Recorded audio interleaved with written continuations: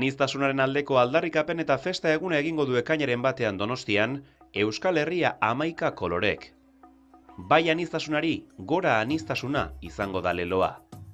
Antolatzaileen helburua, aldarrikapen martxa nazionala eta parte hartzailea izatea da. Aniztasunaren alde oihu egiteko garaia dela nabarmendu dute.